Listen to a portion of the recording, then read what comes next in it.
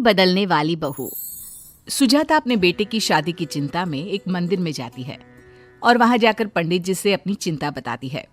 पंडित जी, मेरे बेटे के लिए एक अच्छी लड़की मिल जाए, फिर मेरी जिंदगी सफल हो जाएगी। मुझे उसकी बहुत फिक्र लगी रहती है।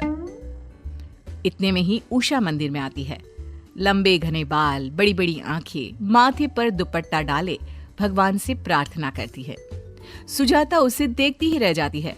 ये देखकर पंडित जी कहते हैं, अरे लीजिए, भगवान ने आपकी सुन ली, अब आपकी सारी चिंताएं दूर हो जाएगी।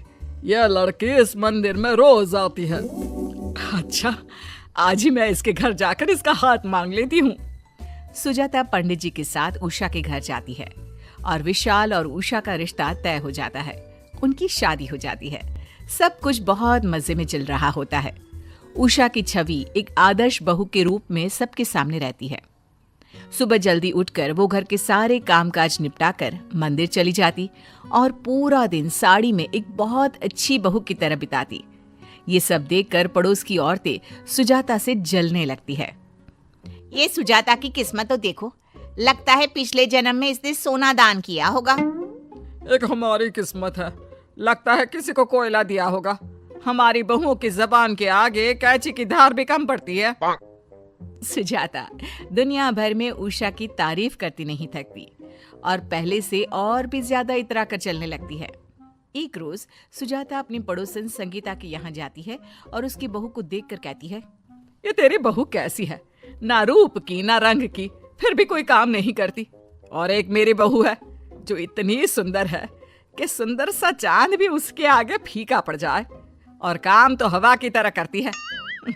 तेरे जैसी बहू तो भगवान दुश्मनों को भी ना दे, भाग्य फूटे है तेरे। अरे क्या करूं, अब तो मुझे इसकी आदत हो गई है। कच्चा पक्का जो खिला दे वो खा लेती हूँ। सुजाता अपने घर चली जाती है, लेकिन सुजाता के तानों से संगीता को अंदर ही अंदर गुस्सा आने लगता है और वो सोचती है, सुंदर बहू आ गई तो बड़ा घमंड आ गया इसे। भगवान करे वो भाग जाए, तब जाके इसके मुंह पर कालिक लगेगी। एक रोज संगीता अपनी बहन के घर उसकी बेटी की शादी में जाती है। वहां पहुंचकर वो देखती है कि उषा छोटे छोटे कपड़ों में उनके यहाँ बैचलर पार्टी कर रही है। ये देखकर उसके होश उड़ जाते हैं। कहीं मेरी आंखें धोखा तो नहीं खा रही है। ये सुजाता की बहू तो बहुत सीधी सादी है, इतने छोटे कपड़े तो पहन ही नहीं सकती वो। उषा अपनी मस्ती में पूरा गुम थी और वो संगीता को देखती भी नहीं। संगीता अपनी बहन से उषा के बारे में सब कुछ पूछ लेती है और उसे पता चल जाता है कि उषा जैसी दिखती है वैसी है नहीं। वो बहुत ही रंगीन मिजाज की लड़की है। अच्छा, मतलब ये अपने भोले भाले रूप से सबको चकमा दे रही है। अब आएगा मजा जब सुजाता को इसके असली रूप के बारे में पता चलेगा। तब हम लेंगे सुजाता के मजे। उषा पूरी शादी में एक मॉडर्न लड़की की तरह घूमती है। सबकी नजरें उस पर रहती है। शादी के बाद उषा अपने घर चली जाती है और संगीता मन ही मन खुश होती रहती है। एक रोज राकेश अपने कुछ दोस्तों के साथ सुजाता को झूठ बोलकर डिस्को ले जाता है और झूमते रहता है। दूसरी ओर उषा भी अपने कुछ दोस्तों के साथ वहां किटी खेलने आती है और वो भी अपने दोस्तों के साथ ड्रिंक करने में बिजी हो जाती है। अचानक जब राकेश की नजर उषा की नजर से टकराती है, तब दोनों के तोते उड़ जाते हैं और दोनों एक दूसरे से नजर चुराने लगते हैं और किसी से भी इस बात का जिक्र नहीं करते।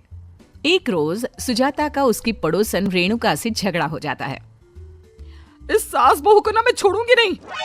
रेणुका अपना दिमाग घुमाती रहती है और एक दिन उसकी नजर उषा पर पड़ती है, जो कि साड़ी में अपने घर से निकलकर ऑटो में बैठती है। जरा देखो तो ये इस समय कहाँ जा रही है। रेणुका उषा का पीछा करती है और देखती है कि उषा एक मॉल में जाकर छोटे कपड़ों में बाहर निकलती है और किसी की गाड़ी में बैठ जाती है। आज लगता है कोई मसाला मिलेगा जिससे मैं इनकी जिंदगी में आग लगा दूंगी। रेणुका उषा का फिर से पीछा करती है और उसकी गाड़ी एक बार में जाकर रुकती है। ये देखकर पड़ोसन हैरान हो जाती है और चुपके से उसका वीडियो बना लेती है और दबे पांव निकल जाती है और घर आकर सुजाता को वो वीडियो दिखा देती है। देख ले अपनी बहू की करतूतें, देखने में ही सीधी लगती है, बस सती सावित्री बनी फिरती है सबके सामने, लेकिन ये इसका असली रूप है। गिरगिट के भी रंग इतने नहीं हैं जितने तेरे बहू के हैं। अरे नहीं नहीं, ऐसा नहीं हो सकता। अच्छा नहीं हो सकता तो खुद ही अगले हफ्ते वहां चल मेरे साथ और उसे रंगे हाथ पकड़ लेना। अरे मुझे मेरी बहू पर पूरा भरोसा है, लेकिन तेरा मुंह बंद करवाने के लिए मैं तेरे साथ चलूंगी, ताकि दोबारा मेरी बहू के बारे में कोई बोलने से पहले 100 बार सोच ले। अगले हफ्ते सुजाता अपनी पड़ोसन के साथ बार जाती है और वहां अपनी बहू को छोटे कपड़ों में शराब पीते देख सुजाता की आंखें फटी रह जाती है। मम्मी जी आप यहाँ? ये तेरा असली चेहरा है? मुझे झूठा कह रही थी ना। देख लिया ना सुजाता, अपनी बहू को इतना सर पर चढ़ाने का नतीजा।